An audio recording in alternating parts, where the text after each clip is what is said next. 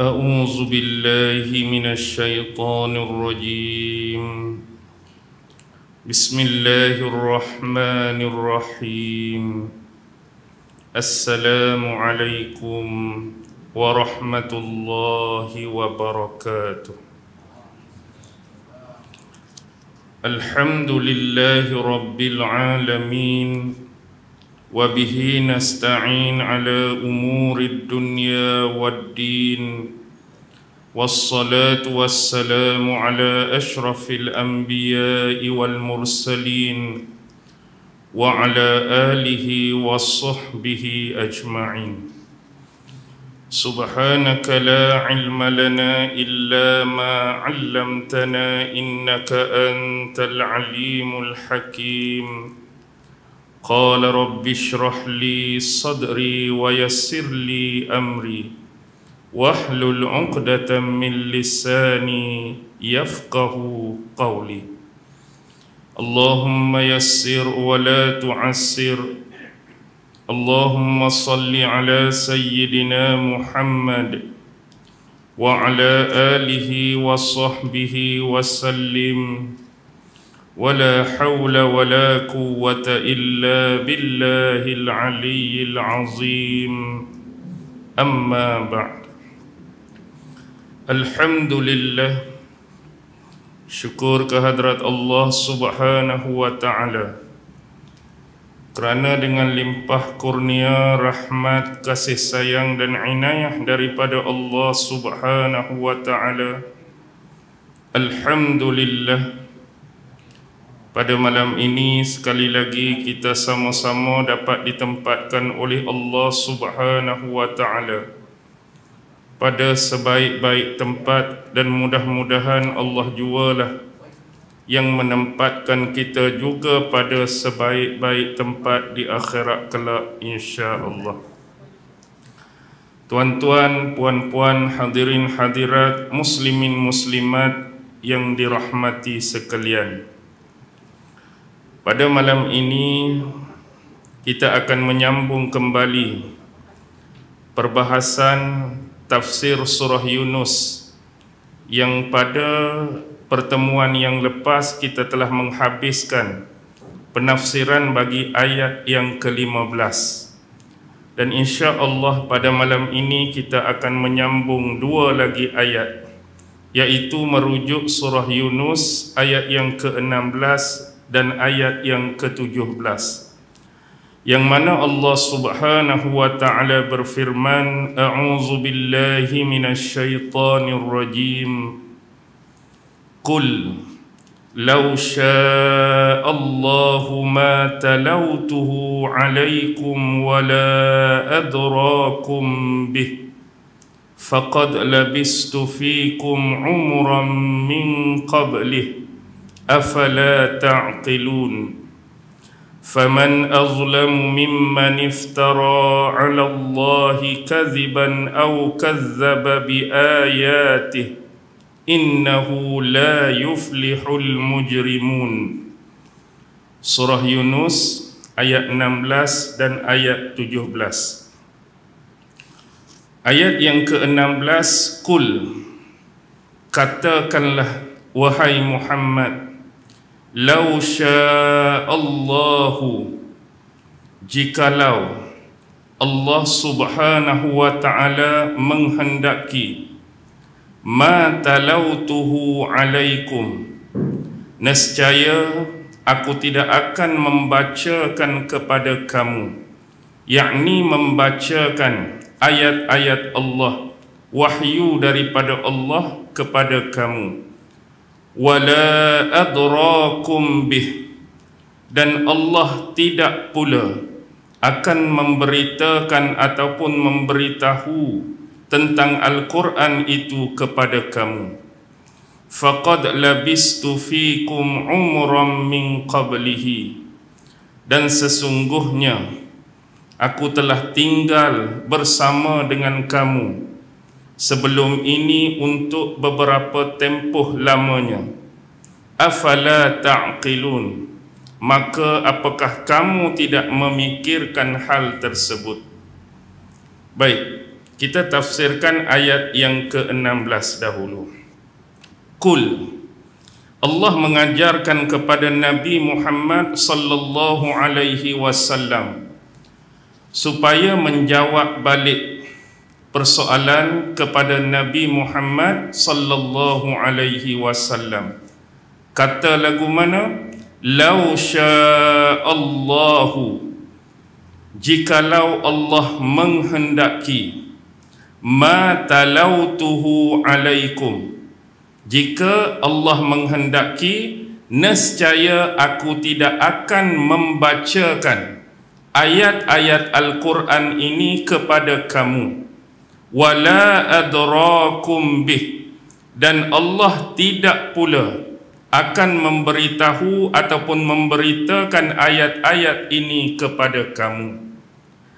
Maksud sebenar yang dikehendaki di dalam ayat ini, sebagaimana yang disebutkan oleh Al-Imam Al-Qurtubi di dalam tafsirnya Al-Jami' li Ahkamil Quran, maksudnya ialah sekiranya Allah menghendaki, nescaya Dia tidak akan mengutuskan aku, yakni Nabi Muhammad sallallahu alaihi wasallam, sebagai seorang rasul yang datang untuk mengajak, yang datang untuk menyeru dan mendakwahkan ayat-ayat Al-Quran ini kepada kamu. Dan tidak pula aku datang untuk mengajari kamu tentang Allah, mengajari kamu tentang agama Islam dan syariat daripada Allah. Kalau Allah nak, nescaya aku tidak akan membacakan ayat-ayat ini. Itu perkataan dia. Dan Allah pula tidak akan memberitakan ataupun membacakan ayat ni pada kamu. Tapi maksud yang dikehendaki adalah sebaliknya. Kalau Allah nak, Allah tak akan jadikan aku ni sebagai seorang Nabi. Allah tak akan lantik aku ni sebagai seorang Rasul yang datang untuk membacakan ayat-ayat Al-Quran ni pada kamu. Aku datang untuk memberikan pengenalan yang sebenar, tauhid yang lurus kepada kamu, mengajar mengenai hukum hakam, perintah dan larangan serta syariat Allah. Jadi yang dikehendaki sebenar ialah apa yang disebut sebagai kehendak Allah itu adalah qada yang telah ditentukan dan ditetapkan oleh Allah Subhanahu wa ta'ala, yang tidak dapat dielakkan. Apa yang menjadi kehendak Allah pasti akan terjadi dan akan dijadikan. Ayat ni nampak sedikit dia jadi, kita panggil apa? Berbolak-balik. Yang Nabi nak sebenar ialah nak bagi tahu, aku ni sebenarnya adalah utusan daripada Allah Subhanahu wa ta'ala. Telah menjadi kehendak Allah menjadikan wahyunya, menjadikan kitabnya, yakni Al-Quran ini untuk disampaikan kepada kita semua. Itu dah menjadi kehendak dan ketetapan daripada Allah. Dia nak kitab ni sampai kepada kita, dibacakan kepada kita, didakwahkan kepada kita.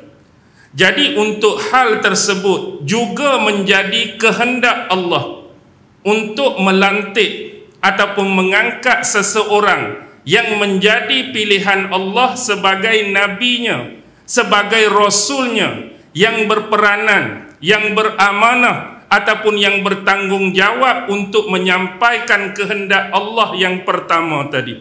Apa yang Allah nak? Allah nak menurunkan wahyunya, Allah nak menurunkan firman-Nya.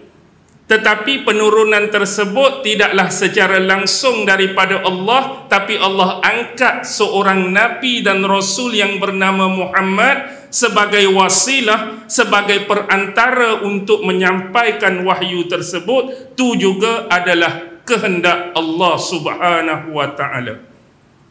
Jadi sebab itulah ayat tu datang, kalaulah kehendak Allah, kalau Allah menghendaki, nescaya Allah tak akan angkat aku ni jadi Nabi dan aku tak akan bacakan Al-Quran ni pada kamu. Tapi bila tu dah jadi kehendak dan ketetapan daripada Allah dan atas perlantikan aku sebagai Nabi dan Rasulnya, maka menjadi amanah dan tanggungjawab aku untuk menyampaikan hal tersebut pada kamu. Kalau dia tak lantik aku, kalau dia tak suruh aku bacakan, nescaya aku tak akan buat pun benda tu. Aku tak akan jumpa kamu, aku tak akan seru kamu, aku tak akan ajak kamu, aku tak akan ajar pun kamu. Tapi kehendak Allah adalah demikian. Sebab tu aku datang bertemu dengan kamu, berdepan dengan kamu dan menyampaikan hal ini kepada kamu. Baik. Inilah apabila kita melihat, itulah ketetapan Allah yang sebenar.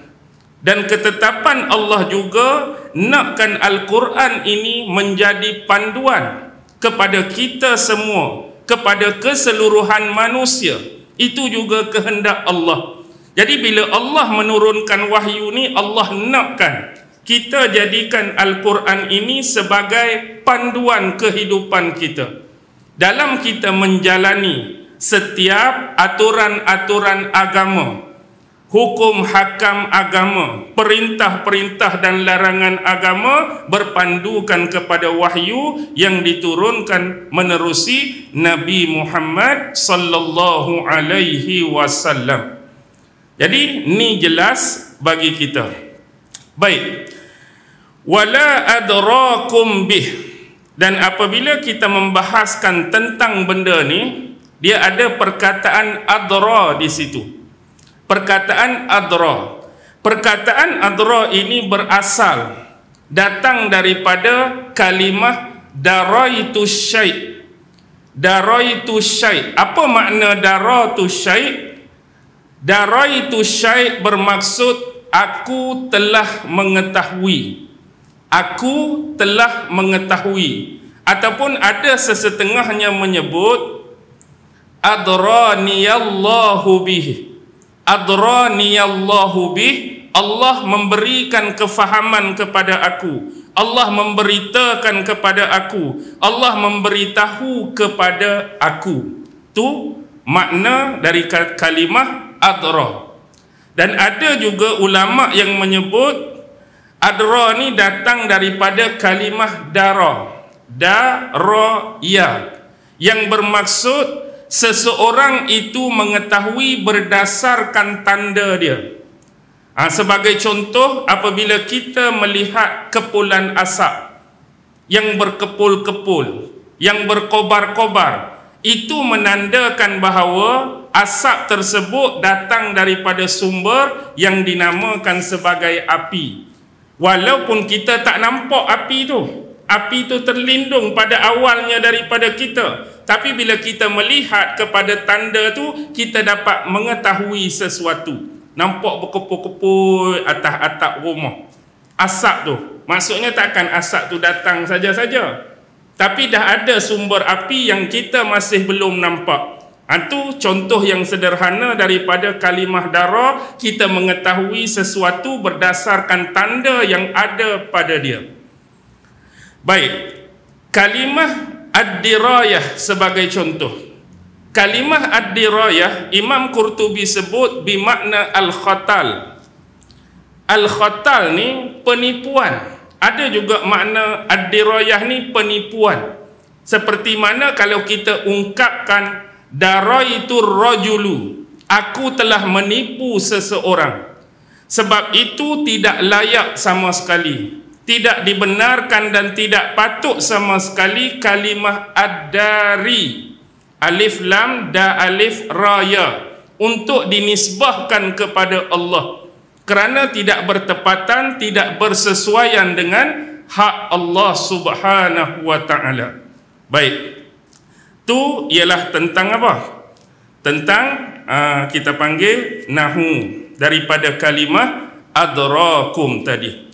Tetapi dari sudut ilmu qiraat, Imam Qurtubi bawa dalam tafsir dia bahawa Imam Ibnu Katsir bentuk bacaan dia pada ayat tersebut berbeza. Contoh ayat yang kita baca ni, wala adrakum bih. Tapi cara bacaan Imam Ibnu Katsir, wala adrakum bih. Dia tak baca panjang. Jadi apa yang hilang di situ? Yang hilang ialah huruf alif. Huruf alif di antara huruf lam dengan huruf hamzah tu. Jadi kalau ada huruf alif macam biasa hak merah tu kita baca panjang kan, wala adrakum, dia hilangkan alif di antara lam dengan hamzah, jadi dia baca wala adrakum bih. Itu bacaan Imam Ibnu Katsir. Kalau dibacakan dengan bacaan demikian, yakni wala adrakum bih, bermakna jika Allah menghendaki, nescaya dia akan memberitakan ataupun membacakan kepada kamu ayat ini secara terus ataupun secara langsung, tanpa aku ini ditugaskan sebagai rasulnya untuk menyampaikan kepada kamu. Maksudnya Allah baca terus pada kamu, Allah beritakan terus pada kamu, tanpa perlu aku ni dia lantik jadi nabi, dia lantik jadi rasul untuk menyampaikan pada kamu. Kalau kita mengambil pendekatan daripada kaedah bacaan tadi, seolah-olah kalau mereka ni nak dengar Al-Quran, mereka nak dengar wahyu-wahyu daripada Allah, mereka tak mau Nabi Muhammad menjadi wasilah, Nabi Muhammad menjadi pengantara di antara mereka. Maksudnya tak payah lantik jadi Nabi, tak payah lantik jadi Rasul, Allah bacakan terus pada mereka. Jadi di sini ada poin yang penting untuk kita cantas, untuk kita tebas. Bila berhadapan supaya mereka menerima ayat-ayat Al-Quran, itulah celoteh mereka. Tak payah mari Nabi lah, tak payah mari perantara lah, tak payah mari wasilah lah. Kalau nak terang, kalau nak baca, kalau nak bagi tahu, terus minta Allah bagi tahu secara langsung. Tetapi perbuatan mereka sebelum ini adalah sebaliknya. Lihat, sewaktu mereka berdoa kepada Allah, sewaktu mereka meminta kepada Allah, sewaktu mereka bermohon kepada Allah, kenapa tidak bermohon secara terus dan langsung pada Allah? Ya Allah, aku nak minta benda ni. Ya Allah, aku nak hajat benda ni. Ya Allah, aku nak pohon benda ni. Patut buat benda yang sama, secara langsung, secara terus. Tapi waktu berdoa kamu buat apa? Kamu jadikan wasilah. Siapa wasilah kamu? Patung-patung berhala. Tai nak minta dengan Allah, boleh pula ada wasilah berhala-berhala tadi. Tai minta kamu dengar bacaan ayat Quran, tak payah wasilah Nabi lah, tak payah orang tengah lah, tak payah perantaraan lah, nak dengar terus. Nampak tak? Itu kata mereka ni. Kadang-kadang hak mereka minta, mereka cakap tu berlawanan dengan apa yang mereka buat sebelum ni. Tai bermohon, nak ada wasilah. Tai minta dibacakan, tak mau ada pula benda tu. Patut hak tu wasilah, hak ni pun dah kami tak boleh dengar secara terus daripada Allah. Dah Allah hak mari Nabi Muhammad tu sebagai Nabi, kami dengar lah, kami percayalah, kami terimalah. Okey. Seterusnya, faqad labistu fikum umran min qablih, dan sesungguhnya aku telah tinggal bersama kamu, bersama kalian untuk beberapa tempoh lamanya sebelum ini, min qablih. Jadi ini juga adalah pernyataan daripada Nabi Muhammad sallallahu alaihi wasallam. Setelah Nabi habaq benda tu pada mereka, baca ayat Quran pun mereka tolak, mereka tak mau dengar, datang macam-macam alasan. Yang terakhir Nabi sebut, kamu tak tahu ke? Kamu tak ingat ke bahawa aku ni yang mendakwahkan kamu akan ayat-ayat Allah ni, dah duduk sekali dengan kamu, dah tinggal sekali dengan kamu untuk tempoh yang begitu lama sebelum daripada ni. Okey, yang dimaksudkan faqad labistu fikum umuran, Imam Qurtubi sebut dia tertakluk kepada dua benda. Pertama ialah tempat, yang kedua ialah waktu. Baik, tempat yang pertama, mereka pernah duduk sekali dengan Nabi. Tempat tu di mana? Tak lain tak bukan di bumi Mekah lah. Nabi pun duduk di Mekah, mereka pun duduk di Mekah. Nabi yang mendakwahkan mereka tu duduk di Mekah, mereka yang menerima dakwah daripada Nabi pun duduk di Mekah. Bukan tempat lain-lain, bukan kawasan lain-lain, tempat yang sama. Yang kedua, merujuk kepada masa. Paling kurang anggaran yang kita boleh buat ialah kurang lebih 40 tahun. 40 tahun. 40 tahun tu sebelum Nabi diangkat jadi Rasul. Sebelum Nabi mendakwahkan Islam pada mereka, sebelum Nabi membacakan Al-Quran pada mereka, kurang lebih 40 tahun dah. Tempat pun sekali, masa pun lama. Dan mereka cukup mengenali Nabi Muhammad sallallahu alaihi wasallam. Dengan kata lain, syarahan daripada Imam Al-Qurtubi ialah tempoh dan tempat yang sama ini. Kalau kita sebut, ada sebahagian mereka yang lebih berusia, lebih senior daripada Rasulullah yang lahir dulu. Pasti mereka menyaksikan pada waktu itu kelahiran Nabi Muhammad sallallahu alaihi wasallam. Daripada Nabi Muhammad kecil, membesar, remaja, semuanya di hadapan mata mereka, dalam pengetahuan mereka. Dan Nabi ini dikenali di kalangan masyarakat Arab pada ketika itu. Bukan Nabi yang klaim, bukan Nabi yang dakwa gelaran tu. Siapa yang bagi? Depa yang bagi. Kamu yang bagi gelaran tu kepada aku, Al-Amin. Apa dia Al-Amin? Yang paling jujur, yang paling amanah, yang paling benar perkataannya. Kamu letakkan satu tagline, satu labelan tu berdasarkan pemerhatian, berdasarkan pengalaman kamu. Lihat aku, tengok aku. Kamu tengok dan kamu lihat aku bercakap, tak pernah berbohong, tak pernah menipu, tak pernah berdusta. Dan aku amanah apabila diberi amanah. Dan aku ni tidak pernah mengkhianati amanah. Aku ni seorang yang jujur. Semua tu berlaku depan mata kamu. Aku tak boleh sembunyikan. Aku tak boleh membohongi kamu. Kamu sendiri yang boleh nampak melalui pemerhatian, melalui pengalaman hidup kamu bersamaku. Kamu yang bagi benda tu. Dan yang kedua ialah kamu tahu sejarah hidup aku ni sendiri tak reti membaca dan tak reti menulis. Kamu pun tahu benda tu. Jadi di mana pemikiran kamu bila aku kata bahawa aku ni diangkat oleh Allah jadi Nabi dan Rasul, membacakan ayat-ayat ini pada kamu? Yang mana takkanlah sebelum ni aku nak cakap benda yang betul, benda yang benar, benda yang hak, tiba-tiba sampai umur 40 ni aku ada rasa dalam hati nak bohong kat kamu. Logik ke tak? Aku ni dalam hati ada rasa nak menipu kamu. Aku nak tipu adepa bahawa aku ni utusan Allah. Sebelum ni aku tak pernah buat benda-benda macam tu. Tak pernah cakap bohong, tak pernah menipu, tak pernah berdusta. Tiba-tiba mari umur ke arah tua ni rasa nak membohongi kamu. Logik ke tak? Kamu kenal kan aku kan? Jadi aku ni nak habaq Allah lantik aku jadi Rasul. Allah wahyukan kepada aku firman-Nya untuk disampaikan pada kamu.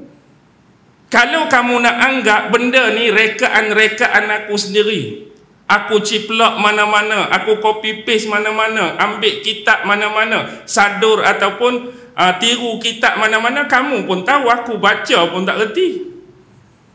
Apatah lagi aku nak menulis pun tak reti. Kalau kita hari ini misbah, mungkin kita boleh tipu orang. Kita baca kitab tu, kita baca kitab ni, kita baca kitab tu. Lepas tu kita sampaikan secara bukan yang sebenar, secara seleweng. Dakwa tu adalah buku kita. Mungkin boleh. Tapi ini kamu tahu aku tak erti baca. Bila tak erti baca, bagaimana aku nak ambil daripada orang lain? Bagaimana aku nak ciplak daripada orang lain? Bagaimana aku nak copy paste daripada orang lain? Baik. Ini mengajarkan kita apa?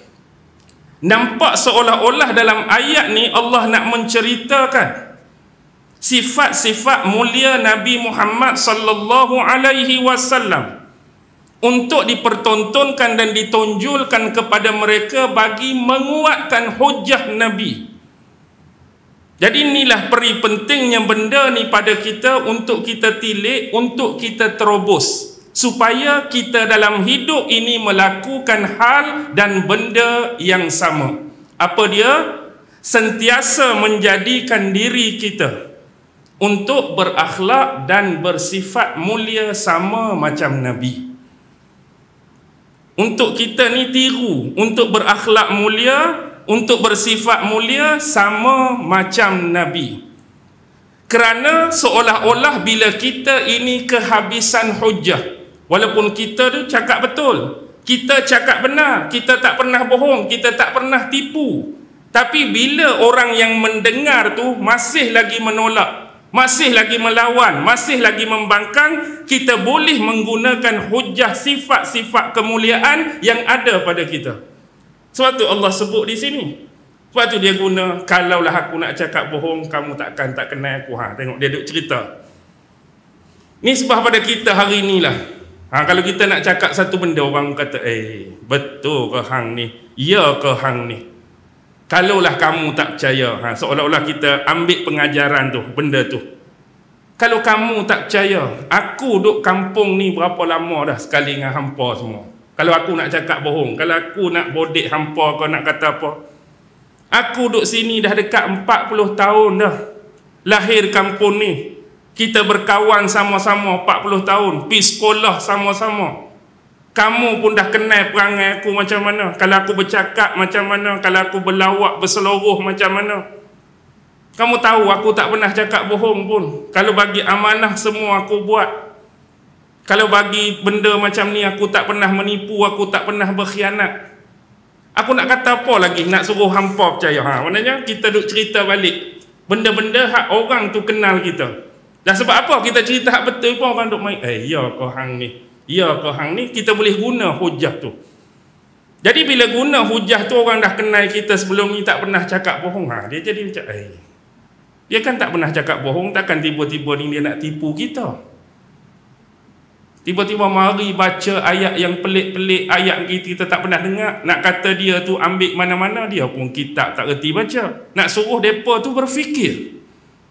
Jadi inilah yang perlu kita lakukan, sentiasa latih dan ajar diri kita bersifat mulia. Kerana dengan sifat yang mulia ni juga boleh mudah untuk menarik kita ni menjadi ikutan orang lain. Bila kita sebagai penceramah atau kita sebagai pendakwah, di samping kita menyampaikan ilmu yang hak, ilmu yang benar, patut perangai kita pun bagus. Tutur kata kita pun elok, kita dengan orang tak ada masalah, dia jadi daya penarik untuk orang mengikuti dakwah kita. Ni kita duk ceramah ayat-ayat Quran, dalam masa yang sama maki orang tu ke, caci orang ni ke, tuduh orang tu, fitnah orang ni. Dia jadi tak sejalan. Jadi untuk tarik orang pun baca ayat Quran, baca hadis, lepas tu dipenuhi dengan cacian, makian, kata orang tu fitnah orang ni.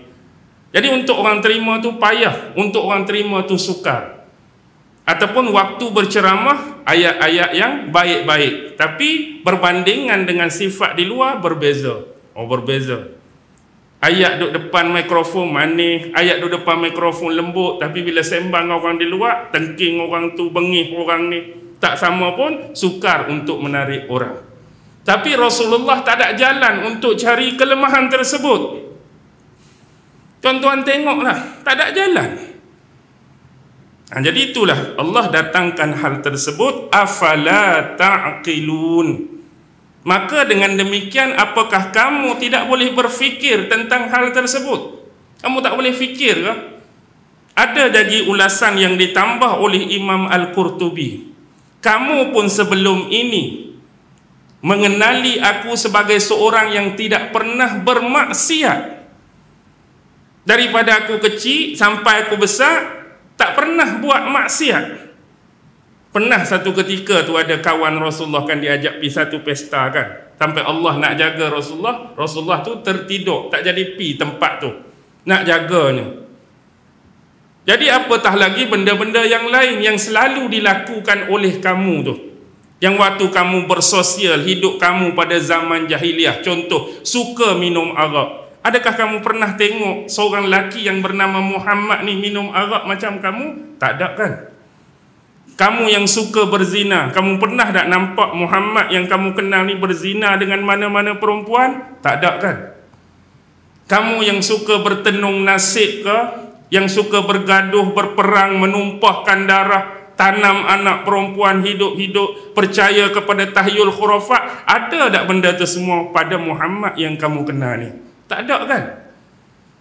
Jadi takkanlah sampai umur 40 aku tidak pernah melakukan hal-hal kemaksiatan tersebut. Kamu duk rasa sampai umur 40 ni rasa aku nak lakukan maksiat tersebut, ataupun aku nak menambah-nambah ataupun mengurangi, menukar-nukar atau menggantikan ayat-ayat Allah yang menjadi amanah dan tanggungjawab padaku. Sebagaimana kita baca sebelum ni duk minta kan, tukar Quran lah, tukar ayat lah. Takkan aku nak buat benda tu? Benda tu mendurhakai dan mengkhianati Allah. Tak nampak lagi? Tak nampak lagi kah? Kamu tak boleh nak berfikir kah? Baik. Pada kalimah afala ta'qilun, cuba tuan-tuan perhatikan. Saya bagi satu gambaran. Adakah patut bagi Nabi Muhammad untuk melakukan demikian dengan meletakkan satu suasana kehidupan baginda yang berbeza sebelum ini kepada satu bentuk kehidupan yang menyusahkan, memayahkan dan memerikkan hidup baginda? Kalau kita nak ambil kira contoh, sebelum ni Rasulullah hidup selesa, tak ada masalah, dikenali orang sebagai seorang yang baik-baik, orang yang soleh, tak pernah buat maksiat, tak pernah cakap bohong, tak pernah menipu. Benda tu dah jadi kebanggaan dah dalam hidup Rasulullah. Tapi sebab Allah angkat beliau jadi Nabi dan Rasul, dan amanah tanggungjawab untuk menyampaikan Al-Quran ni, corak kehidupan tu berubah. Berubah lagu mana? Demi menyampaikan Al-Quran yang benar, ajaran Islam yang benar, syariat Islam yang benar, golongan-golongan yang selama ini hidup dalam lingkungan Rasulullah mula mencaci baginda. Tohmah dah baginda, label dah baginda, bagi gelaran dah kepada baginda, tuduh macam-macam dah kepada baginda. Kita boleh bayangkan tak keadaan seseorang yang sebelum ini aman, damai, duduk dengan orang kampung, orang duk puji benda yang baik-baik, tiba-tiba bila dia menyampaikan satu benda yang benar, orang duk maki dia, caci maki dia. Bagaimana dia punya keadaan? Stres, tertekan. Waktu aku duduk mula elok-elok selesa, tapi bila aku nak sampaikan benda yang benar ni, Allah suruh aku, Allah perintah aku, orang kata aku macam-macam. Nabi nakkah hidup dalam keadaan tu? Tak mau kalau kira. Siapa nak? Saya pun boleh berhenti berceramah, kata. Baik duduk sebagai sebelum penceramah, macam mana Nazir? Duduk dengan budak-budak sekolah rendah, ajak alih buata, selesa. Tak ada siapa nak caci, tak ada siapa nak maki, tak ada siapa nak komen FB ke apa. Ni bila aku start ceramah, hatu pang komen, hatu kata ni. Kalau kira, sakit kepala dah. Nak tengok komen orang, nak baca komen orang. Tapi nak sampaikan kebenaran, nak sampaikan dakwah, ikut pi lah. Kalau nak kira, macam-macam kita nak rasa, macam-macam kita nak hadap. Kalau nak kira, tak berbaloi Rasulullah nak tukar bentuk kehidupan yang selesa kepada apa yang baginda terima selepas berdakwah. Tapi itulah asam garam dakwah, dia kena ada dua benda. Pertama ialah keberanian, yang kedua ialah kesabaran. Tak semua orang punya dua benda ni. Dari sudut berani ialah berani, mempunyai keberanian untuk menyampaikan benda benar, mempunyai keberanian untuk menyampaikan benda hak. Dia tak takut dengan siapa-siapa, dia tak peduli pada siapa-siapa, kerana apa yang dia sampaikan tu benda benar, aku kena berani menyatakannya. Tapi dia bukan berani saja, dia kena ada sabar. Sebab bila menyatakan benda kebenaran, dia juga akan ditimpa benda yang sama sebagaimana yang menimpa Rasulullah tadi. Ada orang tuduh, ada orang label, ada orang kata, ada orang maki. Itu kena ada kesabaran yang tinggi. Kalau jenis berani saja, tapi dalam hati ada taman, apa jadi? Jenis dalam hati ada taman, kata sikit, saya sudah terguris perasaan saya bila orang komen macam tu. Jiwa saya lembut, tak boleh nerima, saya berhentilah berdakwah. Habis cerita. Jadi berani, sabar.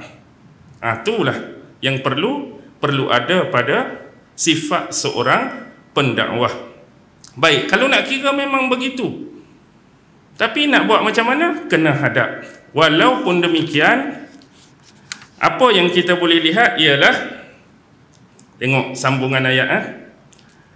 فَمَنْ أَظْلَمُ مِمَّنِ افْتَرَى عَلَى اللَّهِ كَذِبًا أَوْ كَذَّبَ بِآيَاتِهِ إِنَّهُ لَا يُفْلِحُ الْمُجْرِمُونَ. فَمَنْ أَظْلَمُ, siapakah yang terlebih zalim? Siapa yang terlebih zalim? Mimman iftara 'ala Allahi kaziba, daripada orang yang mengadakan pendustaan terhadap Allah. Satu jenis manusia yang mengadakan pendustaan terhadap Allah, au kazzaba bi ayatih. Satu lagi jenis manusia yang mendustakan ayat-ayat Allah. Dia ada dua benda yang Allah sebut. Satu mendustakan Allah, satu lagi ialah mendustakan ayat-ayat Allah. Innahu la yuflihul mujrimun. Sesungguhnya tidak akan berjaya, ataupun boleh kita kata sesungguhnya tidak akan beruntunglah orang-orang yang melakukan dosa. Baik, kalau lihat kepada dua frasa tu, satu mendustakan Allah, yang kedua mendustakan ayat Allah, untuk kita kait dengan apa yang kita tafsirkan sebelum ni.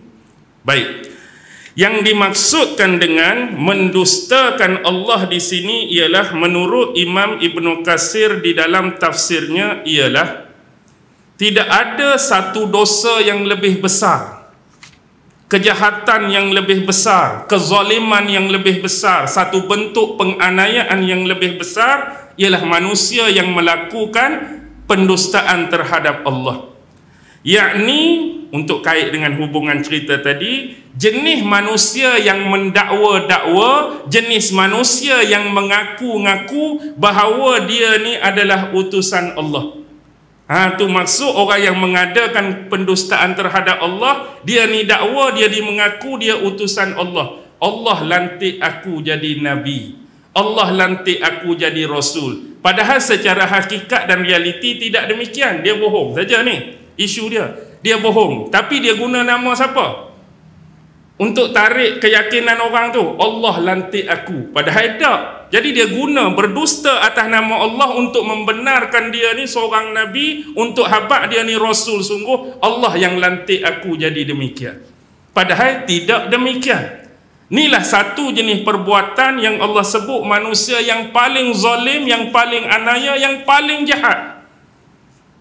Bentuk pendustaan terhadap Allah Subhanahu wa ta'ala, iaitu jenis kalau seseorang yang mengaku-ngaku ni, bukan kata orang biasa, orang bodoh pun senang nak detect jenis orang yang mengaku nabi, jenis orang yang mengaku rasul ni. Kerana perbezaan yang cukup jelas kalau kita mempelajari tentang nabi-nabi dan rasul, dan sejarah orang yang pernah mengaku-ngaku jadi nabi atau rasul sebelum ni memang mempunyai gaya kehidupan, pertuturan, adab dan akhlak yang cukup berbeza untuk kita nilai.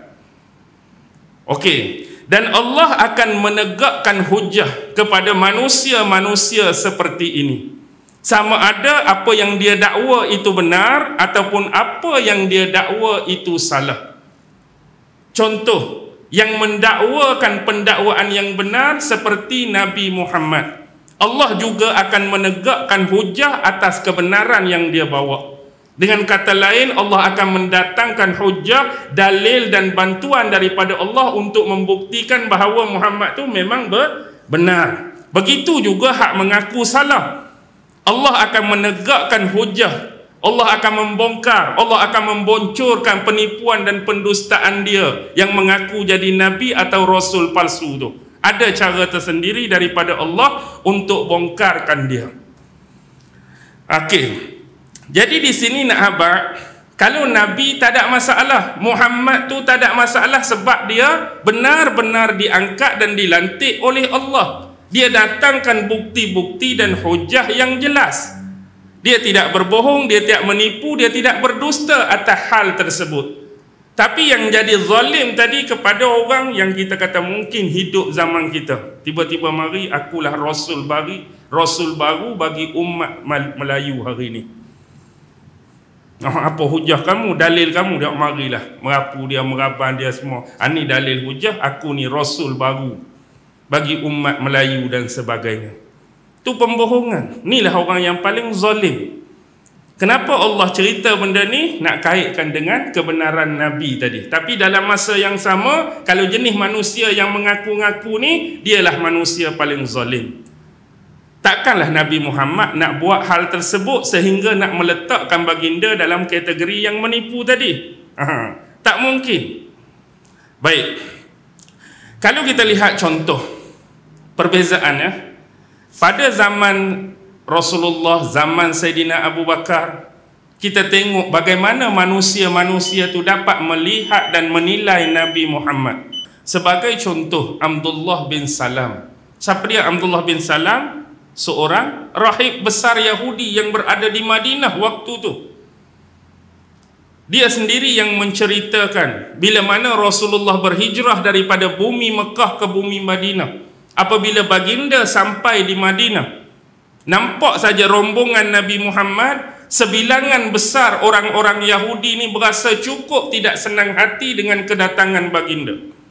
Dan dia sebut, di antara orang yang tak senang hati tu, ramai-ramai termasuk aku sendiri, tak selesa, kurang senang hati dengan kehadiran Nabi Muhammad. Walaupun demikian, apabila aku melihat baginda, aku tengok baginda secara live, secara langsung depan mataku, dapat aku menyimpulkan bahawa melihat kepada wajah ini bukanlah wajah seorang pendusta atau penipu. Tak sembang lagi dengan Nabi ni, tak cakap lagi ni, tapi tengok perwatakan dan perawakan Nabi ni, dia bercakap macam tu. Bukan jenis muka orang yang menipu atau berdusta.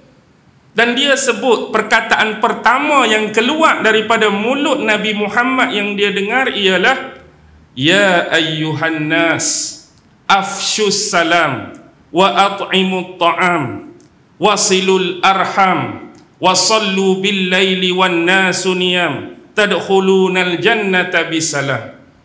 Wahai kesekalian manusia, ni perkataan yang paling awal dia dengar daripada mulut Rasulullah. Afshus salam, sebarkanlah salam. Dia dengar Nabi sebut, pertama, sebarkanlah salam. Yang kedua, wa at'imut ta'am, berilah makanan kepada orang-orang miskin dan orang yang memerlukan.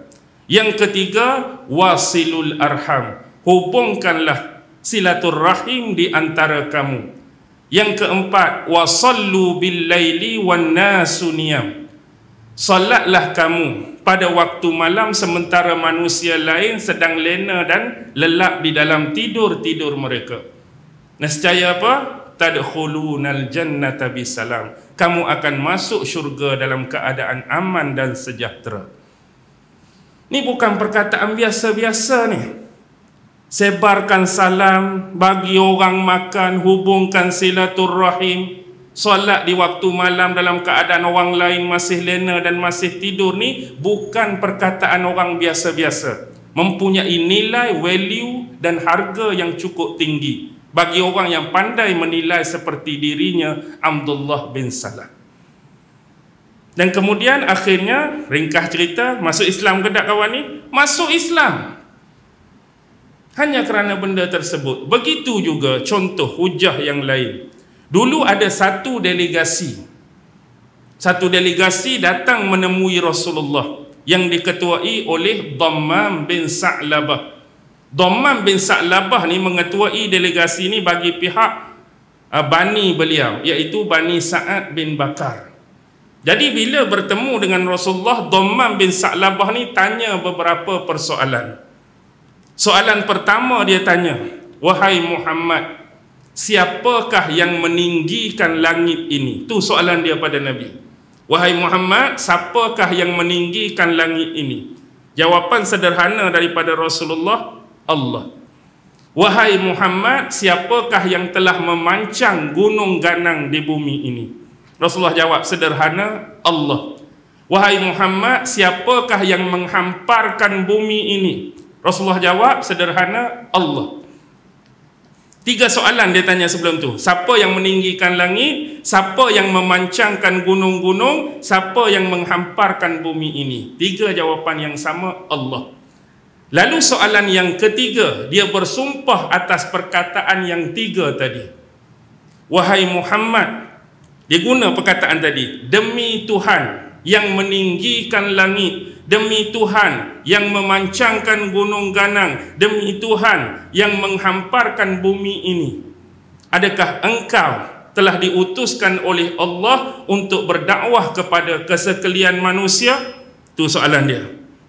Ya Allah, Allah yang suruh aku. Kemudian dia tanya soalan lain, tapi tidak disebutkan dalam tafsir tu. Cuma dia bertanya, dia sebut umum. Dia bertanyakan kepada Rasulullah tentang solat, dia tanya Nabi tentang puasa, dia tanya Nabi tentang zakat, dia tanya Nabi tentang haji. Tapi setiap pertanyaan beliau dimulai dengan ayat-ayat sumpah seperti hak awal tadi, dan Rasulullah juga menjawab benda yang sama. Dan akhirnya dia rumuskan apa?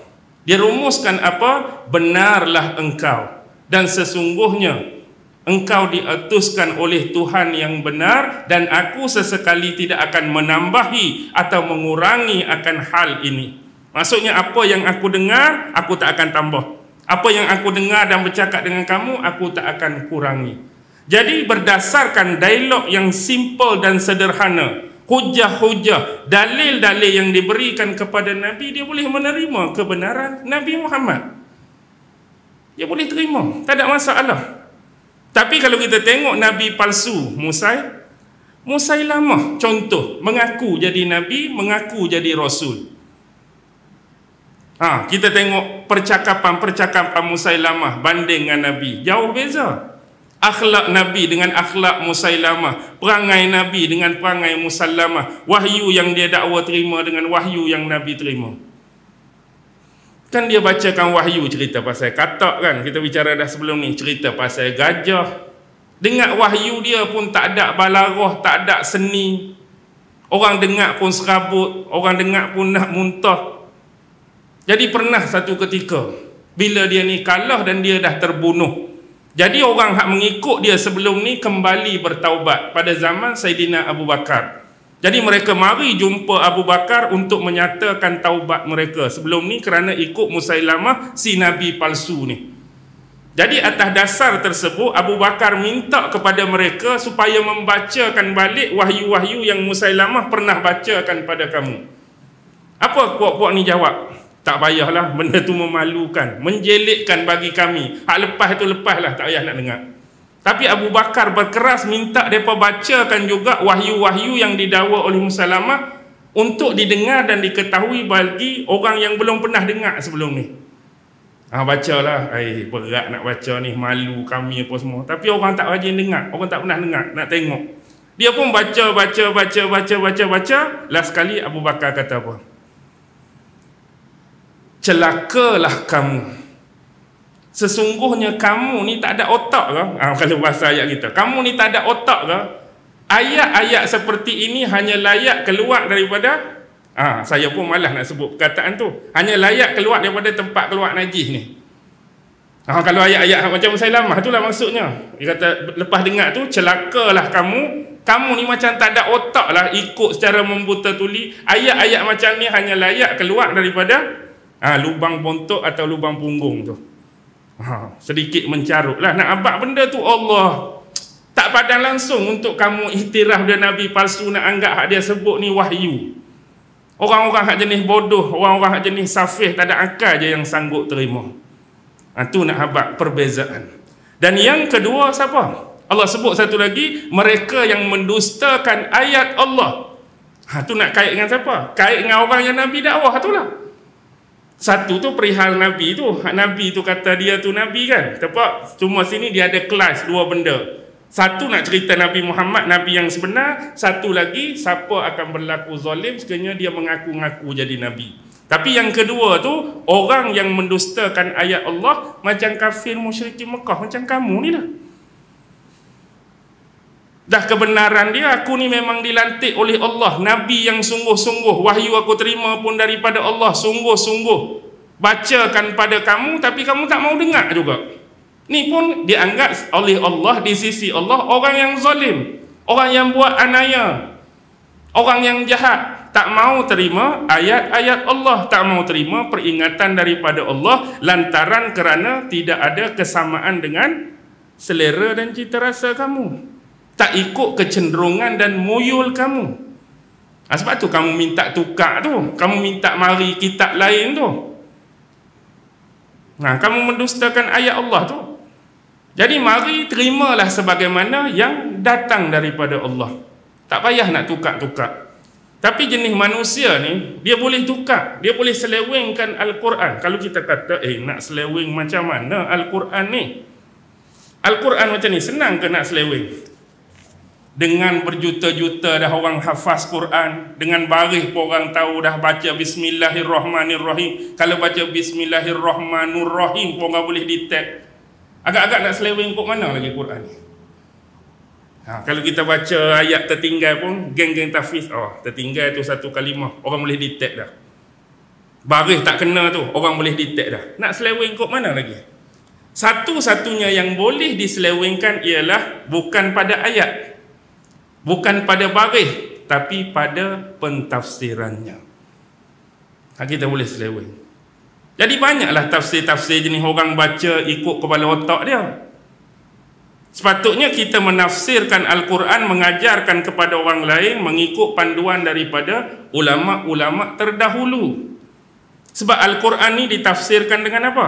Ditafsirkan dengan Al-Quran. Al-Quran ditafsirkan dengan sunnah ataupun hadis Nabi. Al-Quran ni ditafsirkan dengan kata-kata sahabat, orang yang pernah belajar dengan Nabi. Al-Quran ini ditafsirkan dengan kata-kata tabi'in, orang-orang yang pernah belajar dengan sahabat Nabi. Ditafsirkan dengan menggunakan bahasa Arab yang sebenar, bahasa Arab yang bersesuaian, mengikut kaedah nahwu dan sorafnya, balaghahnya. Itu yang kita kena baca. Tapi bila kita baca, sikit pun tak keluar perkataan ulama-ulama muktabar.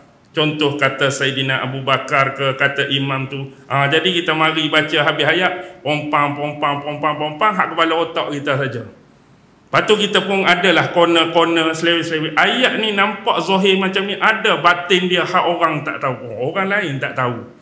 Jadi hang tahu tu mari mana? Kalau kata hak zahir ni sekurang-kurangnya, ni aku ambil daripada guru aku ni dalam kitab ni, imam ni kata macam ni, imam ni tafsir macam ni, ada benda. Hak hang nak syarah hak batin tu, hak kata orang lain tak tahu tu, tang mana hang ambil?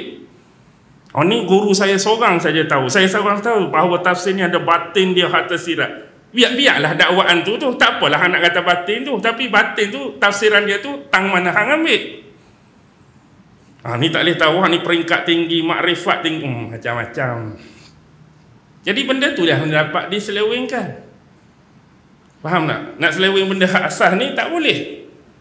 Ataupun dulu kes orang nak tambah beberapa surah kan, surah Al-Iman, surah Al-Wasayah, boleh detect terus dah. Jadi kita pun tak termakan dengan dakwah tersebut. Sebab kita tahu dah surah Al-Quran dah 114, tak lebih tak kurang, mari surah tu, mari surah ni, dengan ayat tu ayat ni, orang buat tak tahu ya. Jadi hak boleh diselewengkan ialah bentuk makna dia, bentuk tafsiran ayat dia, syarah bagi tu boleh diselewengkan. Itulah kita harus memahami tafsir Al-Quran dengan sebaik-baiknya mengikut acuan yang sebenar.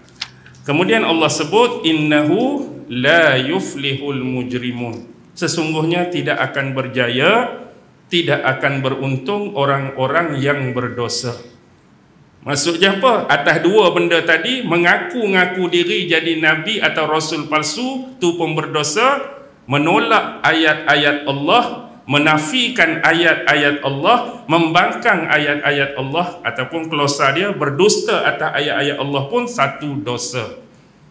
Jadi Allah kata tak berjaya, tak beruntung pun orang yang buat dosa tersebut. Kita tengoklah sejarah Musailamah. Berjaya tak hidup Musailamah? Berjaya tak? Boleh anggap berjaya tak Musailamah? Nak berjaya kok mana? Dia mati dibunuh. Lepas tu ajaran dia ada legasi, ada warisan tak sampai hari ni? Aku ni anak cucu keturunan Musailamah, Nabi palsu dululah. Ajaran dia terus tersebar, jutaan orang, tak ada, tak berjaya pun. Patu hak kafir musyrikin Mekah hak mendustakan ayat Allah ni berjaya tak? Sebahagian besar hak lawan tu lingkup perang Badar lagi. Perang Uhud pula mati, perang Ahzab pula hilang. Tak ada legasi dan warisan tersebut. Tapi hak berjaya siapa? Hak sebenar. Nabi sebenar, Nabi Muhammad, dan wahyu sebenar yang datang daripada Allah yang terus kekal. Wahyu-wahyu palsu hak Musailamah baca duk mana? Tak ada siapa nak ambil tahu pun. Allah habaklah jelas. Tak akan berjaya, tak akan beruntung orang yang berdosa buat penipuan dan pendustaan terhadap Allah dan ayat-ayat dia. Nothing. Cannot brain lah kita kata. Senang. Boleh faham ah? Okey, saya berhenti setakat ni. Mudah-mudahan dua ayat yang kita baca pada malam ini dapat memberikan sedikit maklumat, ilmu, pengetahuan dan pencerahan berkaitan dengan ayat tersebut. Apa yang baik datang daripada Allah, yang lemah dan kurang datang dari diri saya sendiri. Wabillahi taufiq wal hidayah. Wassalamualaikum warahmatullahi wabarakatuh. A'udzu billahi minasy syaithanir rajim. Bismillahirrahmanirrahim. Allahumma innaka ta'lam anna hadhihi al-quluba qad ijtama'at 'ala mahabbatik waltaqat 'ala ta'atik wa tawahhadat 'ala da'watik wa ta'ahadat 'ala nusrati syari'atik.